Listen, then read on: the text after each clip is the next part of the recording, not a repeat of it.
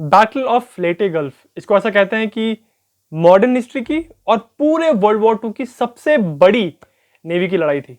हालांकि मिडवे बहुत बड़ी लड़ाई थी, उसके पहले कोरल सी की जो लड़ाई हुई थी ये भी बड़ी लड़ाइयाँ थी, बट बैटल ऑफ लेटे गल्फ में यह था कि इतनी ज्यादा शिप्स इन्वॉल्व थी और इतना ज्यादा एरिया इन्वॉल्व था और इसमें 2 लाख से ज्यादा सेलर्स इन्वॉल्व थे। तो इसलिए एक बहुत बड़े स्केल पे लड़ाई हुई थी अलाइड नेवी के बीच में और इधर जापानीज नेवी के बीच में।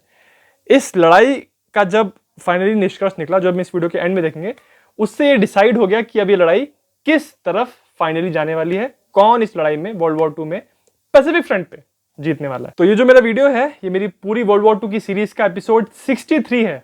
इसमें हम बात करेंगे बैटल ऑफ लेटे गल्फ कैसे स्टार्ट हुआ, क्या इस बैटल के दौरान हुआ और नतीजा इसका क्या निकला। कहानी शुरू होती है दिसंबर 7 साल 1941 को। यह वो दिन था जब जापानीज फोर्सेस ने अटैक कर दिया पर्ल हार्बर पे, यानी अमेरिका से उन्होंने दुश्मनी ले ली।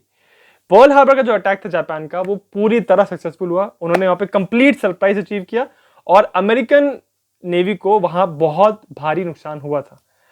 बट उसके 6 महीने के बाद ही जब बैटल ऑफ मिडवे हुआ 1942 में, बैटल ऑफ कोरल सी हुआ, उन लड़ाइयों में जापानीज नेवी को हार का सामना करना पड़ा अमेरिकन नेवी के सामने।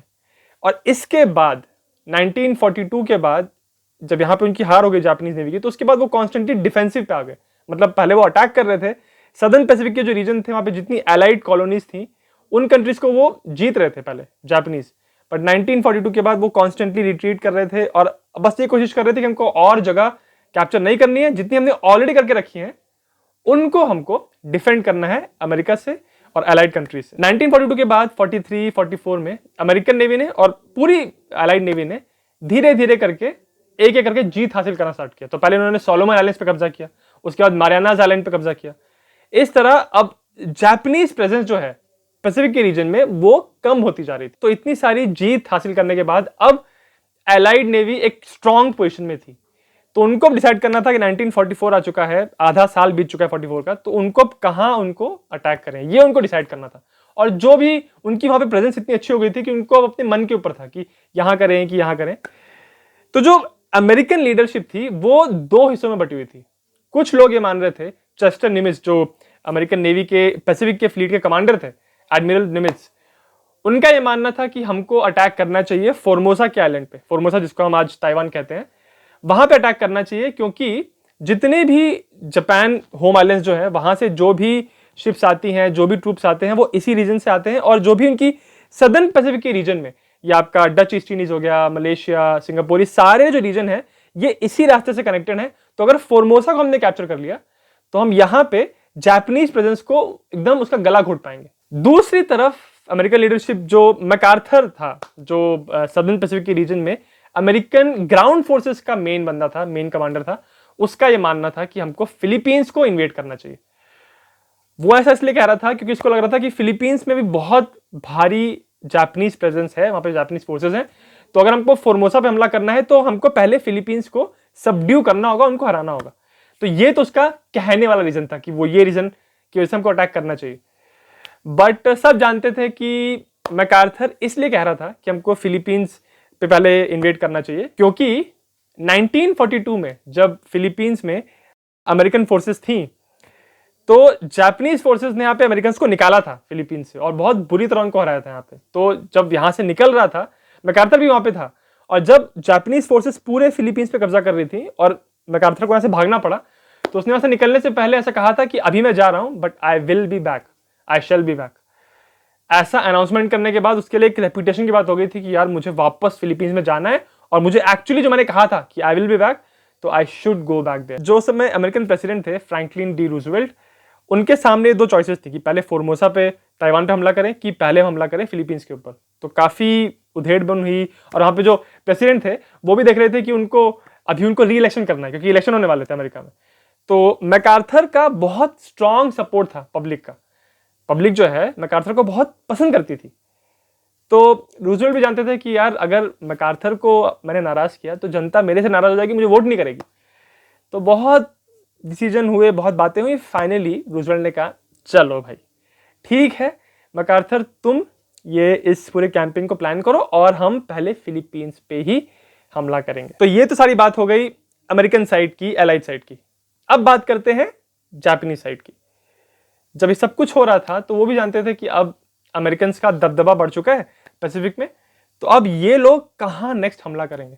और उनको था आइडिया कि या तो ये फोर्मोसा पे हमला करेंगे या ये फिलीपींस पे हमला करेंगे। तो इसकी वजह से जितनी भी अलग अलग पॉसिबिलिटीज थी, जितनी संभावनाएं थी, उनके साथ डील करने के लिए जापानीज मिलिट्री लीडरशिप ने एक विक्ट्री प्लान बनाया। कुछ 4 प्लान्स उन्होंने बनाए, शोगो 1, शोगो 2, शोगो 3 एंड शोगो 4। इन चारों प्लान्स का अलग अलग ऑब्जेक्टिव था। शोगो 1 का ऑब्जेक्टिव था कि फिलीपींस के रीजन में एक मेजर नेवल ऑपरेशन होना चाहिए। शोगो 2 का ऑब्जेक्टिव था कि अगर फोर्मोसा पे अटैक हो तो उस पर हम रिस्पॉन्ड करेंगे। और वैसे ही शोगो 3 और शोगो 4 का भी ऑब्जेक्टिव था कि अलग अलग कुछ आइलैंड्स थे, अगर वहां पे अमेरिकन ने हमला किया तो हम रिस्पॉन्ड करेंगे। और हर बार की तरह जापानीज लीडरशिप का यह प्लान था कि जहां भी लड़ाई होगी उस एक लड़ाई में हम अपनी सारी ताकत झोंक देंगे, सारा अपनी शिप्स लगा देंगे वहां पे, अपनी जितनी भी ट्रूप्स हैं उनको वहां भेज देंगे। बट एक ऑल आउट लड़ाई होगी जिसमें हम डिसाइसिव विक्ट्री हासिल करेंगे। और यही जापानीज नेवी की जो इस पूरे पैसिफिक के कैंपेन में यही स्ट्रैटेजी थी कि जब भी वो लड़ाई करते थे तो उनका यह था कि एकदम ऑल आउट लड़ाई होनी चाहिए, डिसाइसिव विक्ट्री मिलनी चाहिए।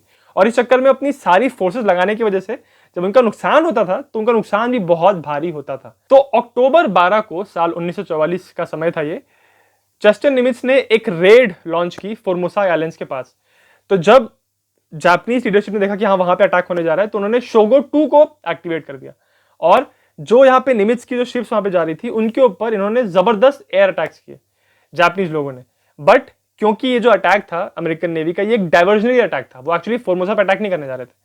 तो इस डाइवर्जनरी अटैक को जब जापानीज लोग शोगो 2 के अंतर्गत रोकने के लिए आए तो यहां पे बहुत सारे जापानीज प्लेन्स का नुकसान हुआ। उन्होंने लगभग 600 से ज्यादा अपने एयरप्लेन्स गंवा दिए। और इसके बाद, इस एक मिलिट्री एक्शन के बाद, पूरी जापानीज नेवी के पास जो एयर पावर थी वो ऑलमोस्ट खत्म हो गई। अब उनके पास एयर कवर था ही नहीं अपनी शिप्स को प्रोटेक्ट करने के लिए। और ये बहुत बहुत बड़े नुकसान की बात थी जापानीज नेवी के लिए। और यही बहुत बड़ा फायदा हो गया था एलाइड नेवी का। उनको पता था कि अब इनकी जो शिप्स हैं इनको प्रोटेक्ट करने के लिए इनके पास एयर कवर ही नहीं है। तो जापानीज लोगों का जो शोगो 1 था, इस प्लान के अंतर्गत उन्होंने ऐसा मंत्रणा की थी कि जब लेटे गल्फ के रीजन में एलाइड फोर्सेस अपनी लैंडिंग्स करवा रही होंगी तो उन लैंडिंग्स को प्रोटेक्ट करने के लिए हॉल्जी की एक फ्लीट होगी, एडमिरल हॉल्जी की। अब चूंकि हॉल्जी की जो फ्लीट है वो इस लैंडिंग को प्रोटेक्ट कर रही है, उनकी सुरक्षा कर रही है, तो क्यों ना यहां से एक जापानीज फ्लीट आए और हॉल्जी को दिखाई पड़े और हॉल्जी को लालच आए, देखिए कि वो तो फ्लीट आ रही है वहां पे, तो चलो उसके ऊपर हमला करने जाते हैं। तो जापानीज लोगों ने प्लान किया था शोगो 1 के अंदर कि वाइस एडमिरल ओजावा की एक फ्लीट जाएगी वहां पे और ऐसा बस लालच दिलाएगी हॉल्जी को, और वहां से दिखने के बाद तुरंत वहां से भागेंगे वो लोग। तो उनकी उम्मीद ये थी कि हॉल्जी उनका पीछा करेंगे और पीछा करने के चक्कर में अपनी पूरी फ्लीट लेके वो ओजावा की फ्लीट के पीछे चले जाएंगे और जो लैंडिंग हो रही है लेटे गल्फ में वो पूरी तरह अब वल्नरेबल हो जाएंगी, मतलब उनको अब कोई सुरक्षा नहीं मिल रही है। अब जब उनके पास कोई सुरक्षा नहीं है तब ये बाकी 3 डायरेक्शन से जापानीज शिप्स आएंगी और लेटे गल्फ पे जो लैंडिंग हो रही है उनके ऊपर हमला करेंगे। ये पूरा प्लान था जापानीज लीडरशिप का। अक्टूबर 20 साल 1944 को लेटे गल्फ में एम्फीबियस लैंडिंग्स होना स्टार्ट हुआ। जितने भी अमेरिकन ट्रूप्स हैं वो भारी मात्रा में लेटे का जो आइलैंड है वहां पे जब लैंड करने लगे तो उसी सारे जो अमेरिकन ट्रूप्स थे उन्हीं के बीच में एक बंदा आया, जनरल मैकार्थर। ये वही इंसान है जिसने 1942 में यहां से निकलते समय कहा था कि अभी तो मैं जा रहा हूं but I will be back. और जब ये वापस आया तो वो जो इतना भव्य समारोह था, इतने मतलब पूरे लोग वहां पे इकट्ठा हो गए थे। और वो जो प्रॉपर मोमेंट है जब वो अपनी शिप से उतर के पानी में चलते हुए आइलैंड पे आ रहा है, वो उसकी बहुत सारी फोटोज मिल जाएंगे आपको इंटरनेट पे, अभी आपको स्क्रीन पे भी दिख रही होगी, और उसका प्रॉपर वीडियो भी है। इस बात को अमेरिकन ने बहुत पॉपुलर किया कि देखिए हमारा जनरल फाइनली इसने अपना वादा पूरा किया। और आज भी वर्ल्ड वॉर 2 के पूरे जितना भी इतिहास है उसमें ये एक जो मोमेंट है वो बहुत पॉपुलर है, जब जनरल मैकार्थर वापस लेटे में फिलीपींस में आ रहा है। और आने के बाद उसने एक भव्य रेडियो ब्रॉडकास्ट किया और उसने कहा कि फिलीपींस के निवासियों, आई हैव कम बैक, मैं वापस आ गया। बट अभी मैकार्थर जानते नहीं थे कि उन्होंने लैंडिंग तो कर ली है, पर जो प्रॉपर बैटल ऑफ लेटे गल्फ है, वो जो नेवल एंगेजमेंट है, जो नेवल लड़ाई थी, वो भी होनी बाकी थी। और ये शुरू हुई थी 23 अक्टूबर, 3 दिन के बाद। जो पूरा ये जो बैटल ऑफ लेटे गल्फ है, ये 4 मेन नेवल एंगेजमेंट्स में बटा हुआ है। इसका पहला एंगेजमेंट था 23 अक्टूबर की रात को, जब जापानीज नेवी के वाइस एडमिरल कुरिता की जो फ्लीट है वो एक जगह से जा रही थी, और रात के टाइम अमेरिकन सबमरीन्स ने इसकी फ्लीट को देख लिया और इन्होंने अटैक किया इनके ऊपर। और इसमें कुरिता की कुछ शिप्स यहाँ पे डूबी, और जो उसकी फ्लैगशिप थी वो भी यहाँ पे डूब गई। तो उसके बाद कुरिता ने अपनी फ्लैगशिप का फ्लैग उसको वहां से हटा के उसने दे दिया दूसरी एक सुपर बैटलशिप को, जिसका नाम था यामातो, जिसको कहते हैं कि पूरी जापानीज नेवी की, और एक्चुअली पूरे मानव इतिहास की नेवी की सबसे स्ट्रॉन्ग बैटलशिप थी, सबसे ताकतवर बैटलशिप।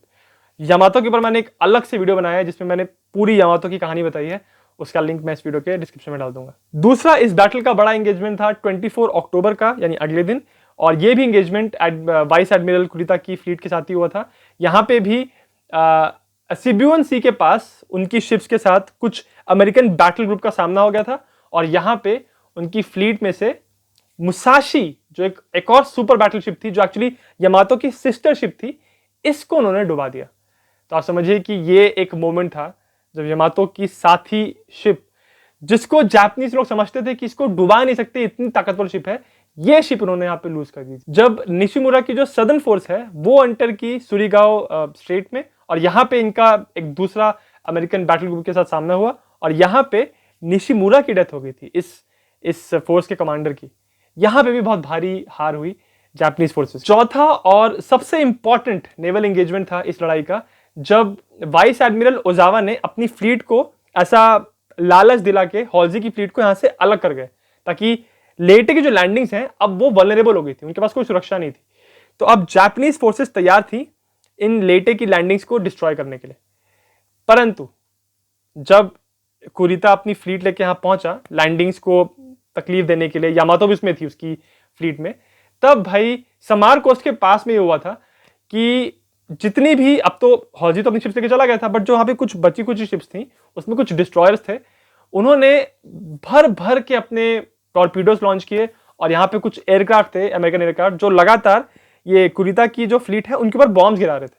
तो इतना भारी अटैक किया, इतना डेस्परेट, डरते हुए अमेरिकन शिप्स ने उनके प्लेन से इतना भारी अटैक किया कि कुरिता को लगा कि अरे अभी भी यहाँ पे इनकी एक साइजेबल शिप की ताकत है, यहाँ अभी भी एक बहुत भारी फोर्स है।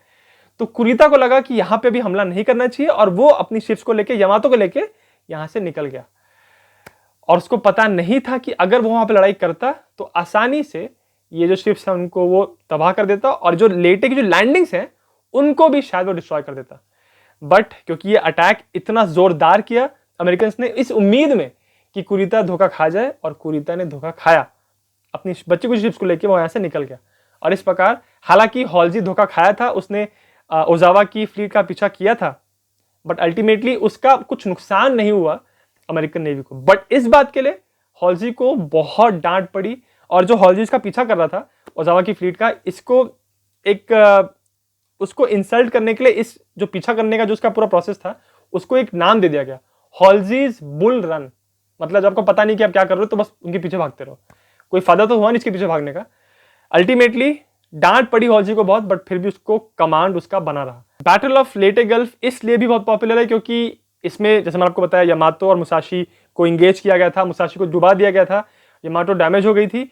और इसके अलावा ये पहली बार था जब वर्ल्ड वॉर 2 में जापानीज लोगों ने एक स्पेशल अटैक फोर्स को यूज किया था।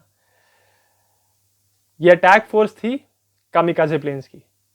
अगर आपको ऑलरेडी नहीं पता है तो मैं आपको बता दूं कि वर्ल्ड वॉर 2 में जब जापानीज लोग को ऐसा लगने लग गया था उनकी लीडरशिप को कि अब हम जीत नहीं सकते, तो उन्होंने क्या किया कि वो अपने प्लेन्स जो थे उनको वो लॉन्च करते थे, और उसमें पायलट्स को ये इंस्ट्रक्शन दिए होते थे कि पहले तो आपको बॉम्ब्स ड्रॉप करने हैं, टॉर्पीडोज ड्रॉप करने हैं, शिप्स को डुबाने की कोशिश करनी है। बट जब आपको पता है कि आप शिप्स को नहीं डुबा पा रहे हो, तो लास्ट मोमेंट पे आपको जाके अपने प्लेन को शिप के डेक पे क्रैश करना है ताकि शिप को डैमेज हो। इस प्रकार पायलट की तो जान जाएगी जाएगी, बट एटलीस्ट शिप को कुछ डैमेज होगा।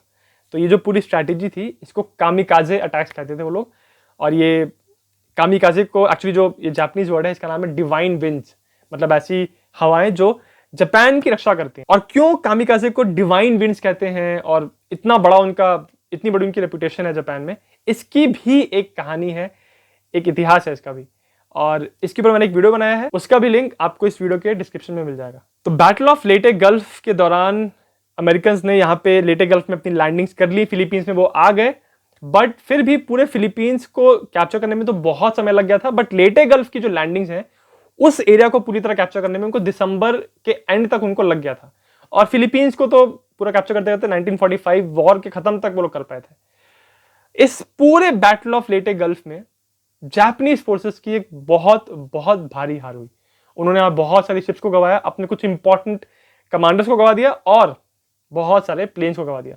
अगर नंबर्स की बात करें तो यहाँ पे 12,000 से ज्यादा कैजुअलिटीज हुई थी जापानीज फोर्सेस को। उसके साथ ही साथ उन्होंने गवाया था 1 fleet carrier, 3 light carrier, 3 battleships, 10 cruisers, 10 destroyer और लगभग 300 से ज्यादा प्लेन्स को। अगर अमेरिकन की बात करें तो उनकी हुई थी लगभग 3,000 कैजुअलिटीज। उन्होंने 1 लाइट कैरियर गवा दिया था, 2 एस्कॉर्ट कैरियर्स, 2 डिस्ट्रॉयर्स और लगभग 225 प्लेन्स उन्होंने गवा दिए थे। बैटल ऑफ लेटे गल्फ में जो 4 मेजर नेवल एंगेजमेंट्स थे उनकी डिटेल एक्चुअली बहुत ही इंटरेस्टिंग है, और अगर आपको इसके बारे में पढ़ना है डिटेल में तो मैं एक बुक आपको रिकमेंड करूंगा। उस बुक का लिंक आपको इस वीडियो के डिस्क्रिप्शन में मिल जाएगा।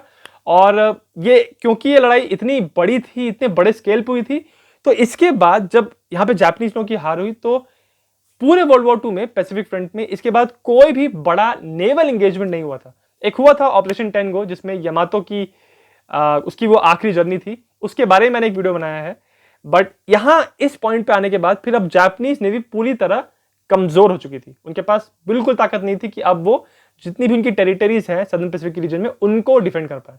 अब बस सारा खेल ये था कि अब जापानीज होम आइलैंड्स जो है, उनका अपना जो उनकी धरती है, उसको उनको प्रोटेक्ट करना था अमेरिकन नेवी से। बट ऑब्वियसली वो भी नहीं कर पाए, क्योंकि अमेरिकन नेवी जापान के बहुत नजदीक तक पहुंच गई थी। ये जो मेरा एपिसोड था, ये मेरी पूरी वर्ल्ड वॉर 2 की एक सीरीज है, world war 2 from beginning to end. उस सीरीज का एपिसोड 63 था। एपिसोड 64 एंड इसका जो नेक्स्ट एपिसोड है उसका लिंक आपको इस वीडियो के डिस्क्रिप्शन में मिल जाएगा। और अगर आपको वीडियो अच्छा लगा तो मेरे चैनल जिज्ञासिम को सब्सक्राइब जरूर करें।